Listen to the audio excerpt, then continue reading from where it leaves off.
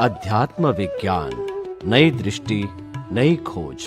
देखिए, सुनिए और समझिए।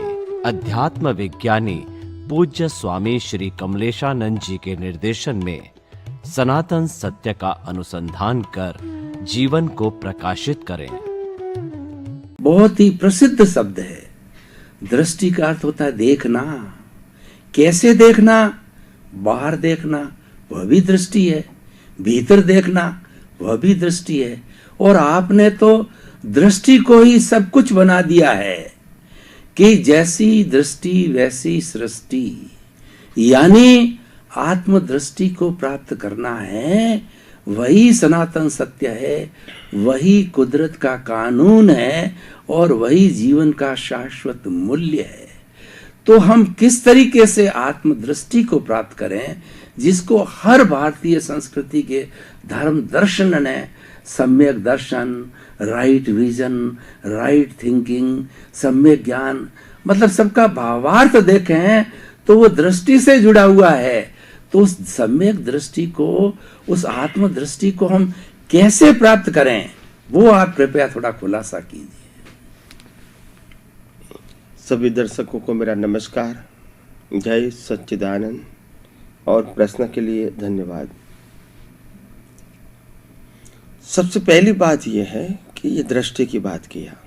दृष्टि का मतलब क्या है? तो दृष्टि को समझने के लिए 3 शब्दों को समझने की जरूरत है। दृश्य, दृष्टि और दृष्टा। आंखों से दिखता है वो दृश्य है, अंदर से समझ में आता है वो दृष्टि है, और दृष्टा है वो खुद शुद्ध आत्मा है जो प्रकाशक है। मैं रिपीट करता हूं, आंखों से दिखता है वो दृश्य है, अंदर से समझ में आता है वो दृष्टि है, जो दिखता है वो समझ में आता है वो दृष्टि है, और दृष्टा जो है वो दृष्टि को प्रकाश करने वाला है। यानी दृष्टा का मतलब होता है शुद्ध आत्मा है, वो स्व पर प्रकाशक है, खुद तो प्रकाशित है ही और दृष्टि को भी प्रकाशित करते हैं ताकि दृष्टि दृश्य को समझ पाए। तो 3 शब्द आध्यात्मिक विज्ञान के अंदर बहुत इम्पोर्टेंट है, दृश्य, दृष्टि और दृष्टा। दृश्यों का मतलब होता है देखना, दृष्टि का मतलब होता है जानना, और दृष्टा का मतलब होता है प्रकाशक। तो पूरी सृष्टि जो हमारे सामने ये आंखों से दिखती है और 5 इंद्रियों से भी समझ में आती है, मगर जो दिखती है वो हम किस तरह समझते हैं, ये हमारी दृष्टि का प्रयोग है। जैसी दृष्टि वैसी सृष्टि। महाभारत के अंदर कृष्ण भगवान ने जो अर्जुन को शिक्षा दिया था, वो शिक्षा न अर्जुन का धर्म बदलने का था, ना ही अर्जुन का गुरु बदलने का था, और ना ही अर्जुन की क्रिया बदलने का था, मगर महाभारत ने, कृष्ण भगवान ने अर्जुन की दृष्टि बदली। कैसे बदली?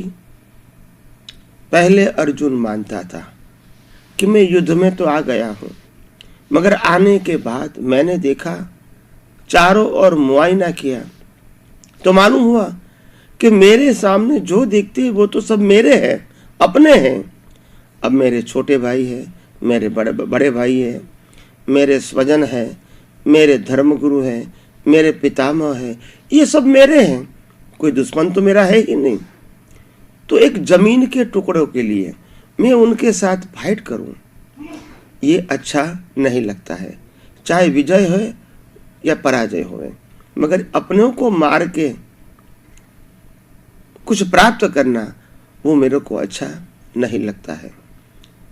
तब श्री कृष्ण भगवान ने अर्जुन को दृष्टि दिया कि हे अर्जुन, तुमको मोह हो गया है। कौन सा मोह हो गया है? मैं ही अर्जुन हूं, और अर्जुन को मैं ही चलाने वाला हूं, और अर्जुन जो कुछ भी करता है उसके लिए मैं ही रिस्पॉन्सिबल हूं, ऐसा आपके दिमाग में सोच चल रही है। यह सोच सही नहीं है। कृष्ण भगवान ने उसी समय बताया, हे अर्जुन, तुम अर्जुन नहीं हो, तुम शुद्धात्मा हो। अर्जुन तो विनाशी है और तुम अविनाशी हो। अर्जुन को तो कुदरत चलाती है, कुदरत के कानून से चलता है, और तुम अपने स्वभाव से चलते हो। और अर्जुन जो कुछ भी करता है उनके लिए तुम रिस्पॉन्सिबल नहीं हो, अगर तुम आप में रहो तो। और यही शिक्षा कृष्ण भगवान ने अर्जुन को दिया, यही दृष्टि दिया, और यही दृष्टि पाकर अर्जुन ने महाभारत में युद्ध किया। युद्ध करते समय हजारों लाखों लोगों की हिंसा करने के वो निमित्त बने, मगर क्योंकि दृष्टि में ज्ञान हो चुका था कि मैं अर्जुन नहीं हूं, मैं अर्जुन को चलाने वाला नहीं हूं, और अर्जुन जो कुछ भी करता है उसके लिए मैं रिस्पॉन्सिबल भी नहीं हूं। यही दृष्टि से उन्होंने युद्ध किया, लाखों लोगों की हिंसा के निमित्त बने, युद्ध को जीता भी, और वही अवतार में मोक्ष में गए। जैन रामायण में यह बताया गया है। उसके आगे हम दूसरी बात करें। भगवान श्री राम जब इसको वनवास जाने का समय आया तो वो माता कैकेयी को वंदन करके फिर अपनी माता के आशीर्वाद लेके वो वनवास जाने की ओर प्रस्थान करता है। तभी भी श्री राम ने कभी कैकेयी को दोषित नहीं देखा, क्योंकि राम को मालूम है यह राम का ही कर्मों का फल है, और कैकेयी और मेरे पिता दोनों निमित्त हैं, मगर कर्म तो मेरा है। तो कभी राम ने कैकेयी को दोषित नहीं देखा, क्योंकि उनकी ये निर्दोष दृष्टि थी, सैद्धांतिक दृष्टि थी। और आज भी हम रामायण सुनते हैं, और जब राम का वनवास होता है तो हम कैकेयी को ही दोषित मानते हैं। तो कहने का मतलब ये है, दृष्टि ही सब कुछ है, दृष्टि ही अज्ञान है, दृष्टि ही संसार है, दृष्टि ही जन्म मरण है, दृष्टि ही परिभ्रमण है, दृष्टि से ही ज्ञान होता है, और दृष्टि से ही अज्ञान मिटा सकते हैं, और दृष्टि से ही हम आध्यात्म के मार्ग में हर पहलू पे आगे बढ़ सकते हैं। तो दृष्टि बहुत बड़ी चीज है। तो कहने का मतलब यह है कि जैसी दृष्टि वैसी सृष्टि। हम दुनिया तो नहीं बदल सकते हैं, हम अपने परिचय वाले लोगों को भी नहीं बदल सकते हैं, और ना ही हम अपने खुद के मन वचन काया को भी बदल सकते नहीं हैं, मगर हाँ, हम दृष्टि जरूर बदल सकते हैं। तो कहने का मतलब ये है, मन वचन काया और दृष्टि ये दोनों अलग चीज है। तो दृष्टि के अंदर ज्ञान और दर्शन होता है। ज्ञान जैसा दर्शन, वो ही आपकी दृष्टि हो गई। बिना ज्ञान दर्शन दृष्टि नहीं होती है। तो इसीलिए हम भी अपने जीवन में आगे बढ़ने के लिए आइए हम सब अपनी दृष्टि को आध्यात्मिक विज्ञान से रंग दें, और यही दुनिया को हम यही आध्यात्म विज्ञान, सनातन सत्य या कुदरत के कानून से देखने की कोशिश करेंगे। मैं समझता हूँ आपका जीवन सफल होगा, मंगलमय होगा, और हजारों लाखों लोगों को प्रेरणा करने वाला होगा।